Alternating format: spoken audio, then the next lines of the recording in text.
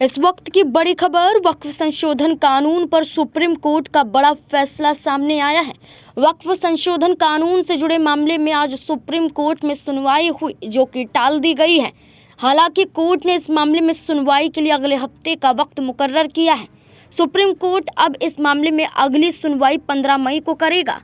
आपको बता दें कि मौजूदा सीजेआई जस्टिस संजीव खन्ना 13 मई को रिटायर हो रहे हैं। ऐसे में अब नए सीजेआई यानी कि जस्टिस BR गवई की बेंच वक्फ संशोधन कानून से जुड़े मामले में सुनवाई करेंगे। आपको ये बता दें कि आज की सुनवाई में सुप्रीम कोर्ट के 3 जजों की बेंच इस मामले पर 5 याचिकाओं और इस नए कानून को लेकर दायर नई याचिकाओं पर सुनवाई कर रहा था। सीजेआई संजीव खन्ना ने इसको लेकर कहा, हमने इस पर आपत्तियां और जवाब पढ़े हैं।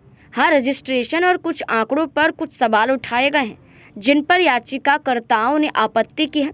इस पर विचार किया जाना चाहिए। 2 बातें हैं जिन्हें पॉइंट आउट किया जाना चाहिए। मैं अंतिम चरण में भी कोई निर्णय या आदेश सुरक्षित नहीं रखना चाहता। इस मामले की सुनवाई किसी उचित दिन होनी चाहिए। ये मेरे समक्ष मुमकिन नहीं होगा। हम इसे अंतरिम और अंतिम दोनों आदेशों के लिए जस्टिस गवई की बेंच के समक्ष रखेंगे। दरअसल कांग्रेस सांसद मोहम्मद जावेद और AIMIM प्रमुख असदुद्दीन ओवैसी ने वक्फ अधिनियम के खिलाफ कोर्ट का दरवाजा खटखटाया था।